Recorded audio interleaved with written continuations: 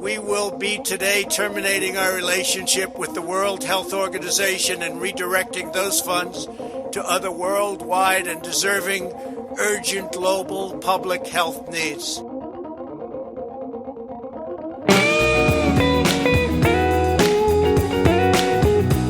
Bueno, primer capítulo de El Ginebrino, de este proyecto. Y bueno, arrancamos con Donald Trump y un discurso que da a fines de mayo de este año, anunciando que Estados Unidos se retira de la OMS, de la Organización Mundial de la Salud. Para muchos esperados, por la manera que tiene Trump de interactuar con los estados, por esta visión que tiene del sistema internacional, este extremismo de la posición Make America Great Again y de poner a Estados Unidos primero ante todo. Bueno, habrá que ver en noviembre con los resultados de las elecciones qué sucede. Porque bueno, ganando Biden es claro que Estados Unidos va a dar marcha atrás con esa salida. Ganando Trump sería interesante ver cómo se resuelve el conflicto con la OMS, ¿no? Pero lo interesante de este comportamiento es que nos muestra un denominador común que están teniendo varios estados.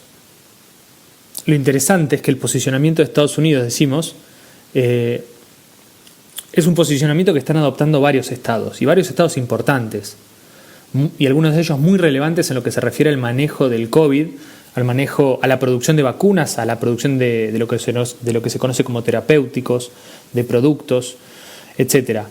El capítulo de hoy lo que busca es tratar un concepto que surge en este contexto y que tiene que ver con las vacunas puntualmente, y se denomina nacionalismo de las vacunas, valga la redundancia. Como decíamos, el accionar de los estados ante esta pandemia, de aislarse, de no buscar cooperación multilateral, de dejar a un lado la solidaridad y de buscar cada uno su propio camino para zafar del COVID, para dar una solución a sus ciudadanos, nos muestra algo. Nos muestra algo que es lo que vamos a tratar de desarrollar en este primer capítulo del Ginebrino. Así arranca, con este contexto, este marco, en este marco que buscamos darle a este primer episodio, para después ir desandando un camino con ustedes que toque distintas aristas del COVID-19. Una especie de capítulo paraguas, por decirlo de alguna manera, que lo que trata de hacer es dar el contexto para después tratar otras aristas del mundo COVID, que tiene que ver con temas que quizás no te imaginás, como por ejemplo la generación de vacunas, la producción de patentes, la propiedad intelectual y obviamente las luchas geopolíticas que se generan en torno a esto. Estados Unidos y China, el reposicionamiento del mundo, el orden global, la nueva arquitectura de las relaciones internacionales, etc. Así que quédate con nosotros, así arranca el Ginebrino y bueno, espero que te guste.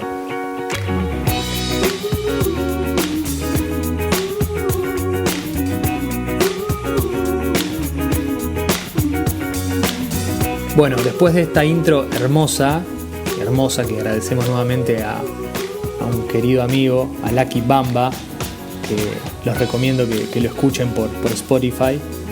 Después de agradecerle esta hermosa intro, volvemos al tema, ¿no? Hablábamos en el inicio del COVID-19, de un año totalmente atípico para la humanidad, para todos los países, para los líderes mundiales, porque el COVID-19 pone de manifiesto graves falencias de coordinación, de prevención, de ejecución de respuestas por parte de los estados en su conjunto.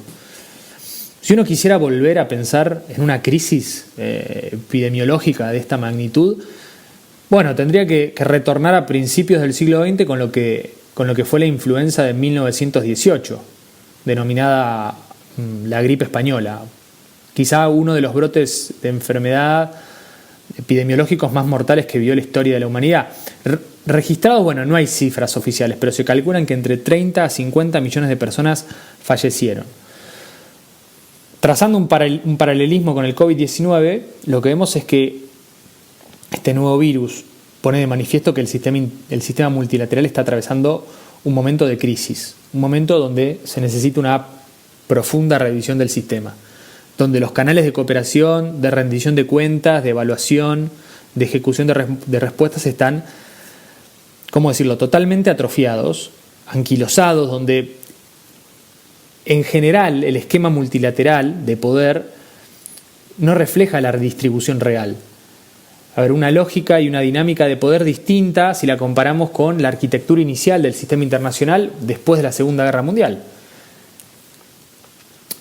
Esta crisis sin precedentes que surge con la emergencia del COVID-19 no solamente pone a prueba la capacidad de respuesta sanitaria que tienen los estados para asistir a los ciudadanos con políticas de aislamiento, de cuarentena, como la conocemos nosotros, con testeos masivos y con distribución de equipos de protección como las mascarillas, los tapabocas, los test PCR, etc. Sino que expone de manera cruda y sin tapujos, las deficiencias de coordinación y de acción conjunta de los esquemas de integración, de los esquemas de cooperación multilateral. Estamos viendo economías con caídas vertiginosas y, por otro lado, sistemas de salud que están colapsados totalmente. Y nos da la pauta de que es una crisis que excede los parámetros tradicionales de un brote epidemiológico. Si hoy uno ingresa a la página de la Universidad de Johns Hopkins, lo que va a encontrar es en ese monitor del COVID-19 es que tenemos más de 33 millones de afectados y más de 1 millón de muertos en 188 países. Una situación que demuestra que evidentemente se fue de las manos en todo el mundo y que tanto los sistemas, los organismos internacionales como la OMS, Naciones Unidas y demás no fueron capaces de contener. La solución que todos conocemos es el desarrollo de una vacuna efectiva que inmunice a las poblaciones y a toda la sociedad. Pero a ver, ¿cuán verosímil es encontrar vacunas que funcionen para fin de este año? Si uno toma el desarrollo de vacunas previas al COVID y uno analiza el H1N1, el ébola o otro tipo de tratamientos, cae en la cuenta de que las vacunas pueden tardar años en producirse, entre 5 a 10 años. Y encontrar una vacuna en un año que logre inmunizar a las personas ante el COVID, literalmente es un milagro para la ciencia. Por eso lo que pienso es que cuando se hablan de 4, 5, 6 vacunas de los distintos laboratorios, de AstraZeneca, de Moderna, de Pfizer, de distintas iniciativas, encontrar 4, 5, 6 vacunas disponibles es algo que creo que es un poco descabellado pensar. No digo imposible, pero es descabellado teniendo en cuenta el ritmo tradicional que han tenido los desarrollos de las vacunas. Porque aparte la fabricación de vacunas es un proceso súper complejo, costoso, en el que incluso cambios sutiles pueden alterar lo que sería la pureza, pueden alterar la seguridad, la eficacia del producto final, que en definitiva es la vacuna. Es por eso que los reguladores que autorizan la producción de las vacunas o los nuevos desarrollos que salen al mercado siguen procesos tan rigurosos de aceptación. Y cada etapa de testeo demanda una serie de protocolos y ensayos terribles. Son procesos muy sensibles que requieren niveles de seguridad muy altos. Y hacer una vacuna, por otro lado, también implica, de alguna manera, purificar ingredientes denominados crudos, implica agregar estabilizantes, conservantes, adyuvantes, que son esas sustancias que hacen que nuestro sistema inmune mejore. Implica envasar las dosis en jeringas, por ejemplo, implica otro tipo de insumos, implica cadenas de refrigeración, implica transporte, logística. Es un esquema, como vemos, a una escala de producción global que involucra billones y billones de dosis para el caso del COVID y que no es tan fácil de encontrar en estos momentos, que no es tan fácil de lograr. A esto se le suma que pocas empresas alrededor del mundo pueden llevar a cabo este último paso. Y sobre todo manejar una fabricación, primero de ingredientes activos con altos controles de calidad y después una fabricación a escala global. Históricamente la producción de vacunas estuvo dominada no por muchos países. Y la verdad que alcanzan los dedos de la mano como para contarlos. Diría que sobran. Estados Unidos, Reino Unido, Suiza, como Alemania, que tienen grandes industrias farmacéuticas y grandes laboratorios con una capacidad amplísima. Pero ahora también comienza a surgir un fenómeno distinto que es, surgen en países en vías de desarrollo proyectos en países con poca experiencia en la producción de vacuna y en la fabricación, proyectos que se enfrentan a una tarea sumamente rigurosa y titánica de generar, por un lado, una vacuna del COVID-19 que sea eficaz y, por otro lado, darle una escala masiva. Y esto, como decíamos, implica un desafío nunca antes visto en la historia de las vacunas. Entonces, tenemos países históricos en la producción, institutos, laboratorios, como por ejemplo el Serum de la India, al que vamos a volver, y tenemos también países en vías de desarrollo que también se han subido a este tren de la vacuna. Por eso decíamos, para complicar aún más el panorama, algunos de los candidatos de países se basan en tecnologías emergentes que hasta el momento nunca antes habían sido autorizadas. Aumentar la producción y garantizar las aprobaciones es un desafío gigantesco, incluso para los países más ricos y con más experiencia. Por lo que nos lleva a pensar que la producción de vacunas se va a limitar a un puñado de países. Ante este contexto que acabamos de describir, de la producción de vacunas, el funcionamiento más óptimo que tiene la cooperación mundial hoy en día en cuanto a la asignación de vacunas, ¿sí?, sería lograr evitar, por un lado, interrupciones en la cadena de suministro, evitar potenciales conflictos de los estados y generar un sistema de distribución equitativa. ¿Qué pasa en la realidad? Lo que vemos es que hay estados que se alejan de esa voluntad real de cooperación. Países y sobre todo los más importantes están tendiendo hacia la no cooperación, hacia la no solidaridad, hacia un nacionalismo de vacunas. Como vemos, el sistema internacional representa un orden caótico, anárquico. Anarquía no tanto por lo caótico, que en realidad sí lo es el sistema, sino por la falta de un liderazgo global. Un liderazgo, por decirlo de alguna manera, elegido por los estados de manera formal. No hay un presidente del planeta, para ponerlo en palabras simples. Y la ausencia de un poder que regule la interacción de los estados implica un desorden. En el contexto del COVID, vemos que hay una ausencia de un compromiso global vinculante para distribuir vacunas de manera equitativa y racional, lo que da como resultado un enfoque de mi país primero. Esto alienta a que los estados actúen por sus propios medios, sin optar por los caminos de la cooperación, del multilateralismo, de la solidaridad. Repetimos, sin una coordinación global, los países tienden a la competencia y a la defección, lo que puede implicar un aumento del precio de los insumos para la producción de vacunas, siendo que esos suministros ya son limitados. ¿Cuál es la solución? ¿Qué herramienta tenemos al alcance?